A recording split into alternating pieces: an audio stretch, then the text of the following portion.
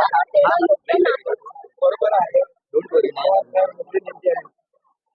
आणि त्यांनी अनेक मोठी पदं भूषवली आहे. त्यामुळे ते बोलताना विचारपूर्वक बोलतात. आणि म्हणून हे जे बीड प्रकरण आहे त्यामध्ये मुख्यमंत्री महोदय SIT CID चौकशी लावलेली आहे. आरोपीवर ठोका लावलेला आहे. आरोपींना अटक झालेली आहे. त्यामध्ये मी सांगतो की संतोष देशमुख प्रकरण अतिशय निर्भीड प्रकरण, त्याचा खूप अतिशय दुर्दैवीपणे केलेला आहे, अतिशय निर्गुणपणे केलेला. आणि अशा लोकांना चुकीला माफी नाही, त्यांना कुणालाही क्षमा केली जाणार नाही, कुणालाही पाठीशी घातलं जाणार नाही. या दोन प्रकरणामध्ये जे लोक संबंधित आहे त्या एकालाही सोडलं जाणार नाही. यांना फासावर लटकवेपर्यंत सरकार कोर्टामध्ये बाजू लावून धरेल. फास्ट ट्रॅकवर ही केस चालेल आणि यामध्ये विशेष वकील नेमलेले आहेत. जे करायचं आहे त्या बाबतीमध्ये सरकारने आणि मुख्यमंत्र्यांनी पावलं उचललेली आहे. या बाबतीमध्ये सरकार पूर्णपणे गंभीर आहे आणि संतोष देशमुख याला न्याय मिळेपर्यंत आणि आरोप हातावर लटकेपर्यंत सरकार पूर्णपणे त्यांच्या पाठीशी राहील. त्यांच्या कुटुंबियांच्या मागे सरकार आरोपींवर मोका अंतर्गत कारवाई करावी अशी मागणी राज्य परंतु बिलकुल मोका असेल, जे काही संघटित गुन्हेगारी असेल या बाबतीमध्ये कुणालाही सोडलं जाणार नाही आणि कुणीही याच्यातून वाचणार नाही. तो किती मोठा असला तरी, त्याचे कुठेही लागे बांधे असले तरी. सर हिंदुत्व बाळासाहेब आता कोणाला राजकीय चर्चेची गरज आहे ते तुम्हाला जास्त माहित आहे, कारण त्यांना सगळ्यांना कावेळी झाल्यानंतर पिवळं दिसतं. त्यामुळे अशा लोकांना चर्चेत द्यायला पाहिजे. हे प्रश्न घेऊ.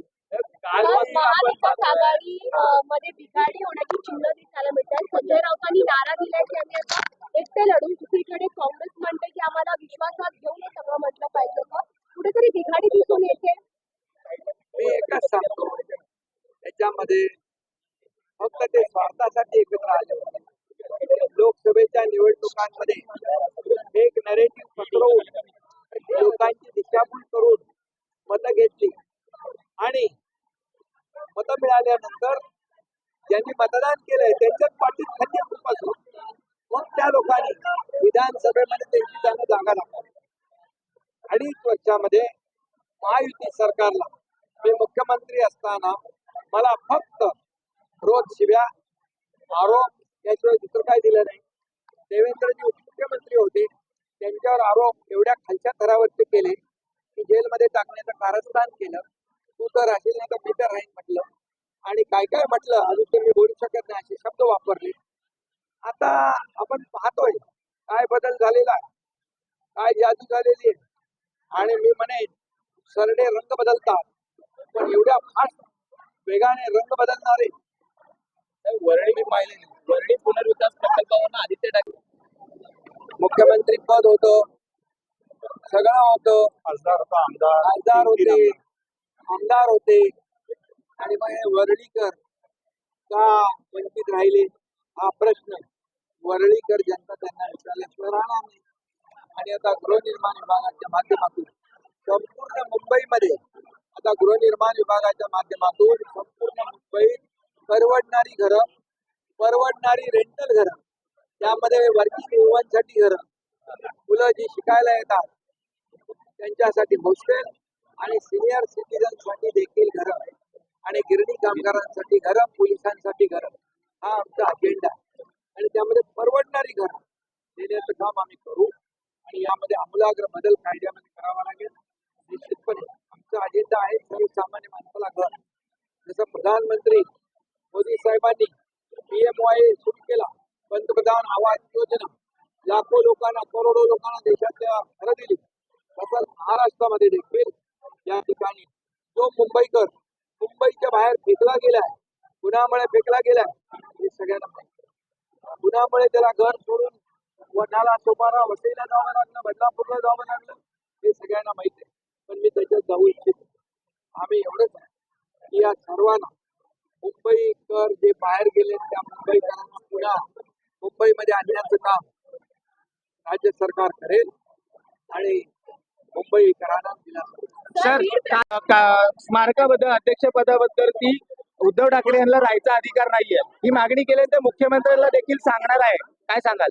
खरं म्हणजे आमदार काही बरोबर बोलते, कारण ज्यांनी वक्तव्य केलं तुम्ही ज्या बाळासाहेबांचे विचार ज्यांनी सोडले त्यांनी या कार्यक्रमाला बोलवणार नाही. अरे कार्यक्रम कुणाचा आहे? स्मारक बाळासाहेबांचं कोण बांधतंय? आम्ही सरकार बांधतोय. कुणाच्या मालकीचं ते स्मारक नाही, ही लोकांची प्रॉपर्टी आहे. बाळासाहेब हे लोकांच्यातले नेतृत्व आहेत, लोकाभिमुख नेते आहेत होते आणि म्हणून ज्यांनी बाळासाहेबांचे विचार सोडले ते तर लागू कोणाला होतं? 2019ला बाळासाहेबांचे विचार कोणी सोडले? कोण काँग्रेसच्या मांडीवर जाऊन बसलं? कोण स्वतःच्या स्वार्थासाठी मुख्यमंत्री पदासाठी आपल्या बाळासाहेबांचे विचार कोणी सोडले? त्यामुळे त्यांना हे बोलण्याचा नैतिक अधिकार नाही. सर दुसरे चष्माची म्हणजे मोफत चष्मा वाटप होत आहे, कोणाला आता चष्म्याची गरज आहे काय वाटतंय राजकारणात? अरे बाबा, फक्त राजकारणाच्या डोळ्यांनी बघू नका, हा सामाजिक दृष्टिकोनातून बघा. इथं हे चष्मा शिबिर आहे, हा त्याच्यामध्ये मोफत तपासणी केली जाते. मोतीबिंदू तपासणी करून ऑपरेशन केलं जातं कॅटरॅक्ट आणि मोफत चष्मे देखील चांगल्या क्वालिटीचे इथं दिले जातात. बर आता त्यामुळे हजारो आपल्या ज्यांना चष्म्याची गरज आहे त्यांना सगळ्यांना परवडत नाही चष्मे घेणं, मग त्यांना मोफत देण्याचं काम खासदार मिलिंद देवरा करतायत. आज त्यांचे वडील मुरली देवराजी यांची जयंती आणि त्या जयंतीचं औचित्य साधून आज हा प्रोग्राम त्यांनी केला. 92 हे चष्मा शिबिर आहे. खरं म्हणजे शिवसेना बाळासाहेबांचे विचार 80% समाजकारण 20% राजकारण हे आम्ही मूलमंत्र जपण्याचं काम करतो आणि तेच काम मिलिंद देवरा करतायत. याचा मला आनंद आहे. मी त्यांचं अभिनंदन करतो. मी इथल्या आपल्या शिवसेनेच्या सर्व पदाधिकाऱ्यांचं नगरसेवकांचं अभिनंदन करतो. अतिशय चांगला कॅम्प या ठिकाणी ऑर्गनाईज केलेला आहे आणि हजारो लोक त्याचं बेनिफिट घेत आहेत. त्यामुळे मला समाधानही आहे की शिवसेनेच्या माध्यमातून आरोग्य शिबिर असेल, चष्मा शिबिर असेल, मुलांची हार्ट सर्जरी असेल, असे अनेक शिवसेना वैद्यकीय कक्ष जो आहे बाळासाहेबांच्या नावाचा डॉक्टर श्रीकांत शिंदे फाउंडेशन अशा माध्यमातून राज्यभरात हजारो कॅम्प आपण लावले. लाखो लोकांना त्याचा दिलासा दिला.